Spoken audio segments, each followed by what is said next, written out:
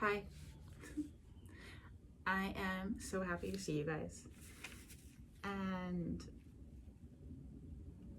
I'm just elated that I'm able to say that I'm happy to see you guys.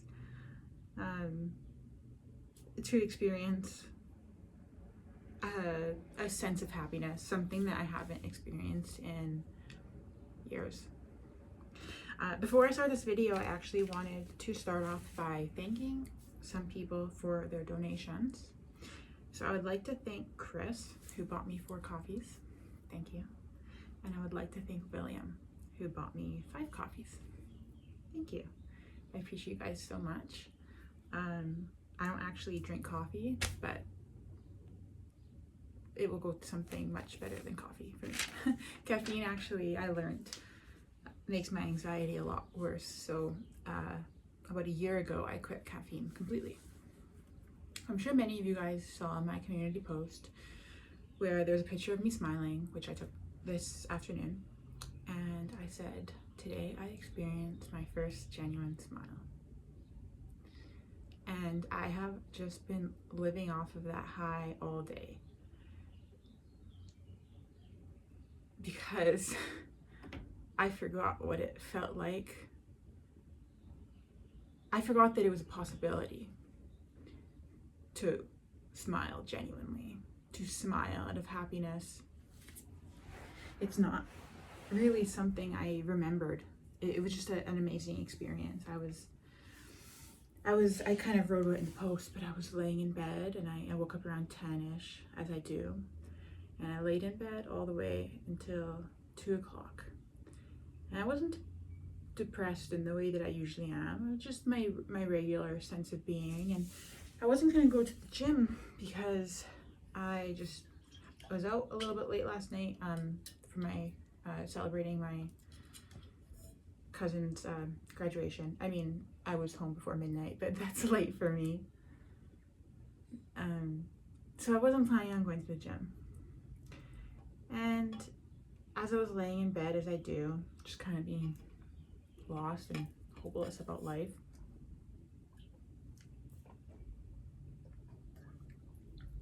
sorry, I experienced something, and it was that I started to kind of want to go to the gym.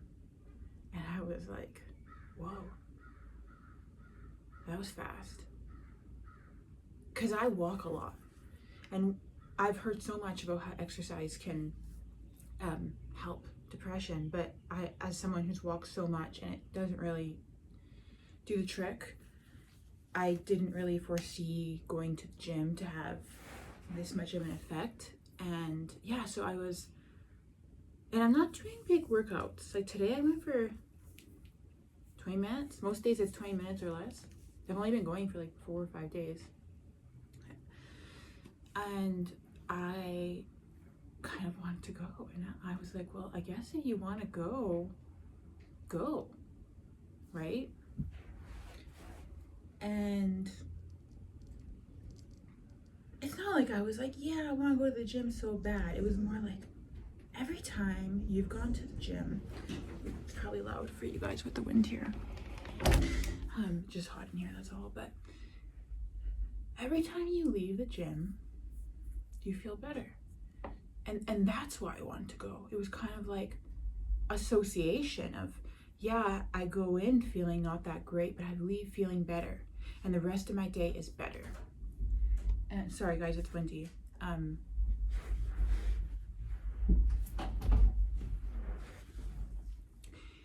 someone in a comment said something like, it's not so much that the gym makes you feel better, it's that it takes away some of the suffering, which is a really good way to describe it, because it kind of is just that. At our core, we're all perfect and pure love.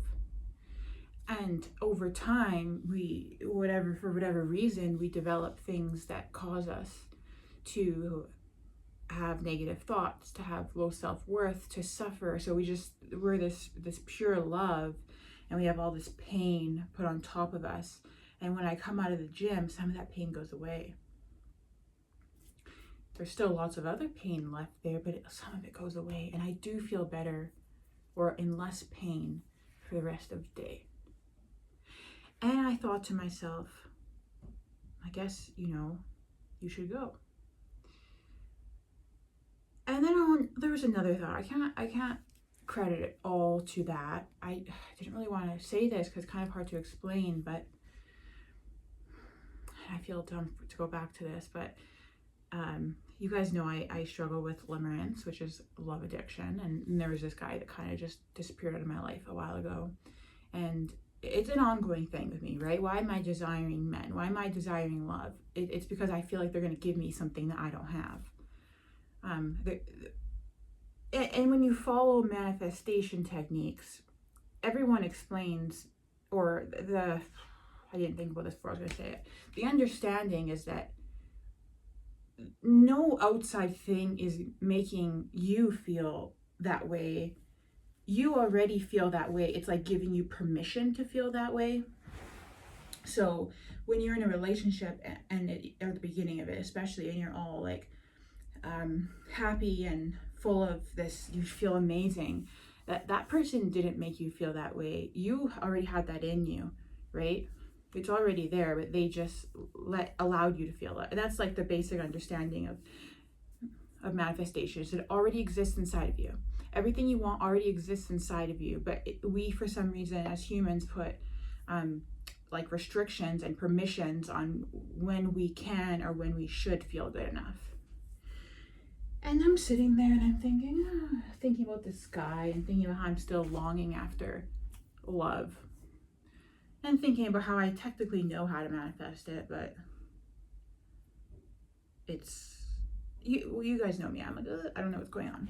But I thought to myself, what if I just, and this is what manifestation coaches tell you all the time, what if I just act as if I already have the love? And I did it. And it's hard because you have to ignore like your 3D reality, right? I'm thinking maybe I regret talking about this because I'm not making any sense, but I pretty much was like, no, I am loved. That person does love me, even though I'm not technically trying to manifest them. It was just like, why do I desire this, whatever person all the time, right? It's because when they're there, I feel this love inside me. It doesn't really have to be a specific person. It's whoever it is at the time. It's not them, it's me.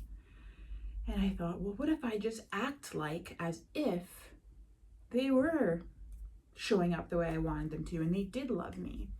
And then I just did that, and I was like, instantly kind of my vibration changed, and I kind of just went with it. And I didn't really like sit on, oh, they love me. It was more like, hey, I can make this feeling on my own. I already know this. Everything I always say to you guys, it's something I already know. It's not new information, but that's the thing about I don't know if it's just spirituality or self-development, but it's like you can hear something and know it over and over and over and over, and it might not be until the 150th time or the 200th time or the 900th time till it actually like clicks. Like you get it each time. You get it, and you get it a little bit more, but then like one day it's just like, oh, I get it. The love is already in you. You just have to choose to feel the love that's already in you. And I was like, well, this feels good. It feels good to choose to feel this way. And I just stayed with the vibration, and I was like, I should go to the gym. I feel good. I should go to the gym. I know going to the gym is good for me. I should go to the gym for 10, 15 minutes, whatever. So I get up out of my bed, although, okay, I'm making it sound like this happened in like a span of 20 seconds. It took, maybe 10 minutes. Got to set up a bed slowly. I have POTS, so I have like low blood pressure, and I like faint if I get up too fast. Sit up a bit, slowly brush my teeth, wash my face, lay back down. Okay, you did step one, get back out of bed, right? You know, put some clothes on. But the whole time I'm feeling good. I'm feeling joyful. I'm feeling like love inside of me. And as I'm talking about this, I'm looking down at my legs, and I'm looking at things that I don't like about them, like spider veins and scars and stretch marks, and I'm talking about this video about how I feel good, and every time I look down, I'm reminded of things, and I go, ugh, you're disgusting, right? And then I stop myself. I'm doing this while I'm talking to you guys, and I'm going, you can kind of see me moving a lot too, because sometimes I'm trying to like, okay, just forget about that. But well, I also just move a lot because I'm kind of fidgety. But I'm not less lovable because my legs aren't perfect. I'm not less lovable because my body's not perfect, you know? And yeah, and it's just like, it's a constant battle, right? Like I'm trying to talk about how this happiness and this joy, and I look down and it brings my vibration down because I don't like what I see. It's ridiculous. And I'm gonna fix it. I'm not gonna fix the physical reality. I'm gonna fix the internal reality. The internal reality that I can look at something that's imperfect and be so bothered by it. Like my whole appearance in general. You guys, I don't know if you can see them from here, but a lot of times you can see my boobs are covered in stretch marks. I don't like them. It's probably been one of my biggest insecurities my whole life. And, you know, I just learned to deal with it. And I have fake boobs. Some of you guys know that. And I also got a lift, because the reason why I have, it's a lot of people will think the reason why I have such many stretch marks on my, I can't believe I'm telling you guys this. This is probably my biggest insecurity, like, in the world, physical appearance wise. The reason why I have fake boobs and the reason why I have stretch marks is not because my boobs are really big. And it's not because I have fake boobs. It's because when I was going through my worst years as a teenager, I gained a lot of weight. A lot, like 60 pounds in a year. And that was when my parents went through the divorce. And I became obese. Well, yes, clinically obese, yeah. People today would call it it's just normal, but like it was not normal to be that size. It was unhealthy. I was binge eating on every day. I was binge eating 5,000 to 10,000 calories a day. That's how I put on 60 pounds in, you know, less than a year. And my body went from a normal size to a very large size in a short period of time, and it expanded. And I was 15, 16 when that happened, and it left my body, and I lost the weight shortly after that, and I maintained a relatively healthy weight since then, for over 10 years now, although I've gained here and there. And it's left my body with a ton of scars, stretch marks. And they bothered me for a long time, but there's more than what you see, right? Like you're not coming on the screen looking completely naked, so you're not seeing all of it, but you know, my hips, my butt, my upper thighs, the under my butt, on like I just have tons of stretch marks. And it sucks. But I try and look at them and see it as a representation of where I've come from. I don't know, I've had to come to terms with them, right? You know? And so the reason why I have fake boobs is because ever since I gained a lot of weight, when I was a kid, a teenager, my boobs got really big because I was fat, I was overweight, I was very large. And they got really big, so they expanded really fast, and that caused them to have stretch marks. And then when I lost weight, they went smaller. So I was never a flat-chested girl, but when I'd maybe like a C cup. So, you know, like a little bit, I had boobs, but they weren't big, and they sagged because when I lost weight, they, you know, deflated, right? And I was so insecure about it because I had these saggy boobs covered in stretch marks. And it was like, it really bothered me. And I thought, you know, I had all in my shirt, so you can see all these stretch marks coming up. And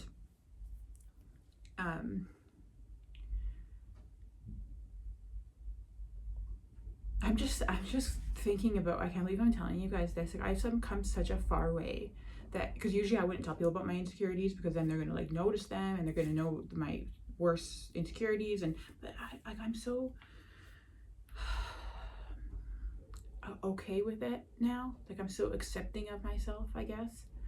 And I know that there's so many other people who, maybe not this specific circumstance, but there's so many other people with these insecurities that just, you know, probably feel the same way I do. And I feel like it's my, not responsibility, but I feel like if I can share my experiences and be vulnerable, I should. And that's why I share these things, because why else would I be telling you guys about this stuff, right? I'm telling you because I'm trying to be honest, I'm trying to be open, and I'm trying to, this world, I don't like to be negative, but like, this world is full of a lot of fake people. And I even used to be one of them. I wouldn't call myself fake, but I was one of those girls who had thousands and thousands of Instagram followers. I don't have social media anymore. I deleted it a few years ago, I think 3 years now. And I used to post selfies every day, and they were me, but you know, you'd have to take so many photos to get the right photo that you would look good in. And you'd put, I was never really a makeup person, so I don't really do makeup, but still you'd put like, make sure you have like the right angle. And like, I was so obsessed with validation, you know, I had to post that selfie on Instagram so people could, you know, find me attractive. And it's like the world is filled with men too, but mostly women who are just presenting themselves like non-authentically. It's like half of the people, the way they present themselves on the internet looks nothing like how they do in real life. See, and I'm even moving because I'm so self-conscious of this, that I'm like, my role is coming out of my, and so I'm talking about not being, to like accept these things about yourself. But as I'm saying this, I'm doing not that, you know. But I watch back these videos and I go, oh, you should have done something about that. You should have done something about that. Now that's in the video, right? And it's funny because, actually, that's another topic. There's so many topics about things. But well, what I was gonna say is that I can tell, because I walk very confidently. I'm a very like confident looking person, and I am relatively confident. And I walk and I dress. I don't wear like, I wear a very minimal amount of clothes. I get hot really easily, so I like to dress with minimal amount of clothes to keep me cool. And I'm 5'10", so I'm tall. I stand out, and I'm relatively decent looking. And I see all the time, I walk by women who are slouched over and overweight, and you know, you can just tell they don't feel good about themselves. And I can just, a lot of times I can just tell that or many times I just feel like they're probably looking at me and thinking, that girl has it all figured out, you know? That girl, things must be easy for her. And I think every time in myself, I think that as I walk by them. And I've even had people say things like that to me. And I wish I could tell them that your problems will never be solved from the way you look. Your pain will never be solved from the way you look. That's what I put my hope on my whole teenage years, right? Because I was overweight and I was unattractive. And I know you're probably thinking, I doubt you were that unattractive and that overweight. Oh, I was. You can actually look in one of my oldest videos. It's called How to Stop Binge Eating. In the first, I think, 10 to 15 seconds, I show videos of some pictures of me of how overweight I was. But anyway, so I had this goal, and I eventually achieved it by my mid-20s to become attractive. I wanted to be thin, I wanted to be attractive, and I reached that goal. And I thought that my depression, because I've been depressed since I was like a young teenager, like 12, I always say, is when it really started, that I can remember, because I don't remember anything before the age of 12.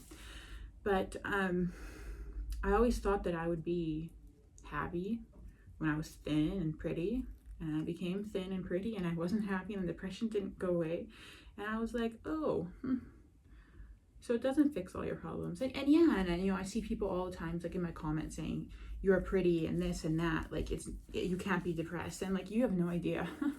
You have no idea. It's almost worse sometimes. I'm not saying it's worse, but like kind of is, because at least when I was like unattractive and overweight, I could think that being pretty and thin would fix things. But then when you become pretty and thin and it doesn't fix things, it's like, what do I do now? It's like when people are really depressed and they think that if they become rich and famous, that they will be happy, and then they become rich and famous and they're not happy. And it's like, well, what do I do now, right? The answer is never, it's never there. The answer is always internal. But unfortunately, for the majority of people, they have to reach those things that they think are going to make them happy, only to realize it doesn't make them happy. And then they have to figure out the problem comes from within. And if only they had spent the last decade or how many years they worked towards getting that goal, that they could have been working on themselves the whole time. But it doesn't work that way, right? And that's the point of life, Earth School. That is the point, right? To learn those things. And I got sidetracked on a story, and I'm probably missing a few points. Oh yeah, so my biggest insecurity is I have got a lift with my boob job, and that means I have scars around my nipples. I have a scar going down like this, and I have scars right here. You can even see. I'll show you the bottom ones. See, big scars. So I am self-conscious of that. You know, it's always like you just never feel good enough. I got nice big boobs, and then I look in the mirror and I think, yuck, right? It's funny, isn't it? And so I go to the beginning of my story. There's so many things I want to talk about. I was just thinking about today, like I'm so envious of other like pretty girls, and how I wish that I was like them, and they put all their effort and they make their hair all nice and they do their makeup and they upload these nice pictures of them. And even though I know it's not reality, I still am jealous. I don't know why, because I could do it too, right? I have done it before. I have put in all the effort and I have taken all the nice photos, but I just don't care. And you guys have seen I have tons of gray hair. I don't like having gray hair. I really dislike having gray hair, but I just want to be one with nature. I just want to accept myself for who I am. And that's something that came on my spiritual path. Once I had my spiritual awakening, I stopped dyeing my hair like that. It was just like, it took me 2 years to grow it all out. So I hadn't had to cutting, because I had it black before. I had to keep on cutting off the damage until now it's all my natural hair. And I don't like it. And I'm self-conscious of it. I see it. And I know it makes me look older. And I'm self-conscious of it. And I would look better if I dyed it. But I refuse to. I refuse to contribute to the, and there's nothing wrong with dyeing your hair. It just, for me, I have this, I refuse to contribute to this world of people making themselves out to be who they are not. Can't we be good enough as we are? Right? It's a constant challenge. Even the most beautiful girl is unhappy with who she is, because we're constantly having these standards on the internet of people who aren't what they actually look like. And even someone like me, who used to be one of those girls who put those photos that they put so much effort into, and the lighting and the angles. And I know that's the case, but it still makes me insecure too. And then there's tons of people out there who've never been in my shoes and haven't been one of those girls, and they don't actually get that that's not what people look like. It's so damaging. It's so bad. I have so much empathy for the younger girls, because I didn't have Instagram didn't come out until I graduated college. So we didn't have this. I'm so sad that people have to grow up with this type of thing. And I don't want to contribute to it in any way. I don't want to sit in my video and put the camera in the perfect position and sit at the perfect angle, and not that this is good, I'd probably figure it out beforehand, and make sure I look like perfect, and then act like my life is so amazing and I'm so great, when in reality, most people who are like this, as soon as they go off camera, they're a normal person. We're all normal people at the end of the day. I don't know why we have to present ourselves like we're not. And back to the very end of my story, beginning of my story, is that I got out of bed and I stayed with this feeling of joy in me and love within me that I have, and that I'm okay, and that love that I so strongly desire from this man, whatever my man of the moment is.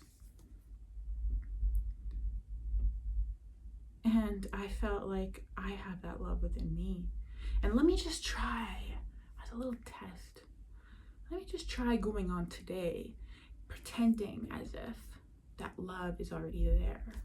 And maybe we'll extend it for 3 days or a week, but for now, let's just try for the day. And I did. And I got out of bed and I was smiling. And I all of a sudden went, whoa, I feel happy. I feel happy. I have not had that type of feeling in years. And I was just glowing from the inside. And I wanted to share it with you guys. And I took a picture of myself, like a selfie picture in the mirror. And I looked at it and I go, oh God, that's a bad picture. It's ugly. It wasn't really that bad a picture, but I view myself in the way I do, right? Your legs are huge. Your legs look saggy, you're lumpy, you're cellulite-y, and you should have posed better and been thinner, and you used to look so much better when you were thinner, and if you post this, people aren't going to view you as attractive. And I'm like, we're really still on this? Like, we're really still thinking this? Come on, Alina, I thought we were better than this. And then I was just like, it's all perfect, That's okay. What I look like isn't what matters. What I feel on the inside is what matters. And I felt good. I felt happy. And so much of it is thanks to you guys. And I took my phone and I thought, why am I trying to be something, And I held it up and I took a couple pictures. I took like 5 pictures to choose like which one to, okay, you know what? I took like 10 pictures to choose which one to post because I still do care a little bit. But I wasn't trying too hard. I was just smiling because I felt good. I felt happy. And I wanted to share that with you guys. And I was so excited. I had a genuine smile. And I posted that picture. And I went to the gym. And I kept that feeling of joy from within. And I had some phases where I was like, oh, but this external circumstance and this external circumstance. And I was like, no, let it be. Let it be. Let it be. You are enough.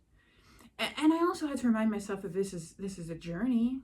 And that's okay that I'm going to have moments of weakness and moments of not having joy. And moments of doubt and whatever. And I just kept, and I maintained that vibration all day. I'm very tired, but I wanted to come on and I needed to tell you guys about this today because this is a big day for me to experience a real smile. It's amazing. I think someone commented and they said something like, that's great, and like I hope it continues, and like tomorrow too, something. I don't know, they said something about it referencing it to be in the future, and I thought, whoa, I might be able to experience this again tomorrow. What a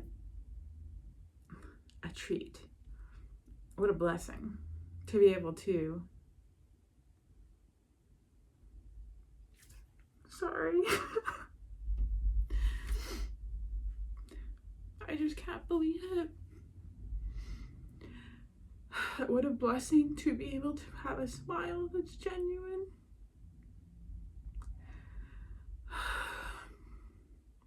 What a blessing it is to feel joy, even if it's, subtle.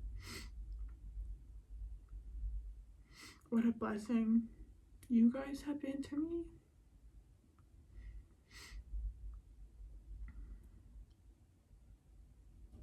I just can't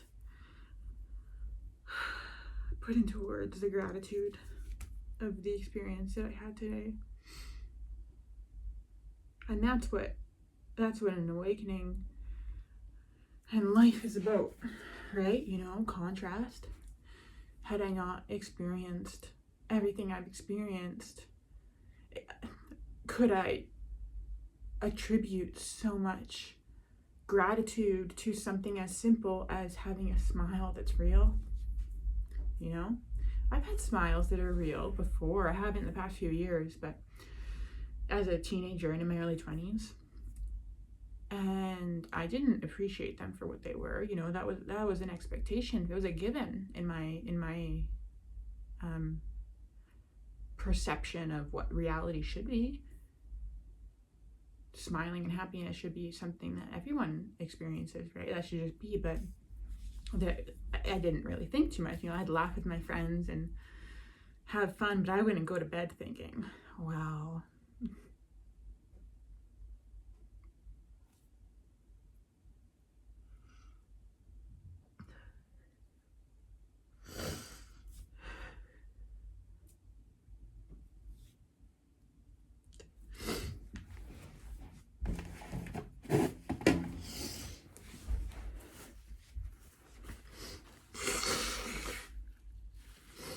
I'm sorry. Thanks for bearing with me through that. That was probably like a whole 10 seconds. But I didn't go to bed thinking, wow, what a blessing.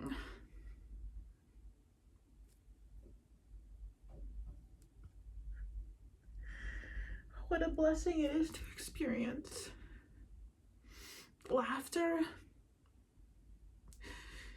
to experience sitting with people you love and enjoying your time together.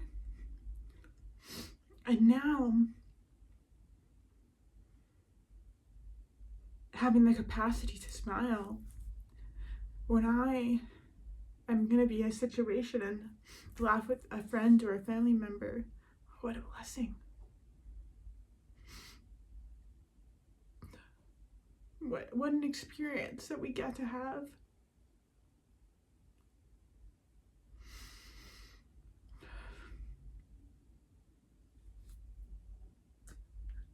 And what a blessing it is that there's probably people still watching me right now,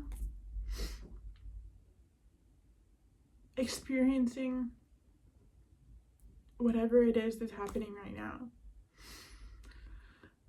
To have people that are going to watch my videos, watching whatever this is.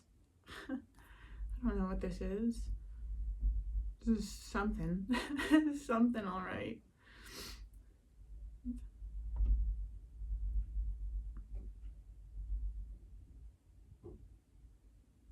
There's nothing more I have to say. I just don't even want to end the video because when I've developed such a connection with you guys that when I'm speaking and I have that camera rolling right now, I know that, I guess, you know, time doesn't exist and everything is happening all at once, and I can feel the energy of you watching it right now.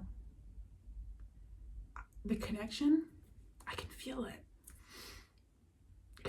Even though you haven't watched this video yet, I can feel that's just how the world works. I can feel your, and I wish maybe I'm crazy. I don't know. I should stop this now because I'm just gonna sit here crying in gratitude for you guys and for life and for God and for this experience that I got to have today and share with you guys. I'm very grateful. Yeah? Okay. I'll see you guys tomorrow.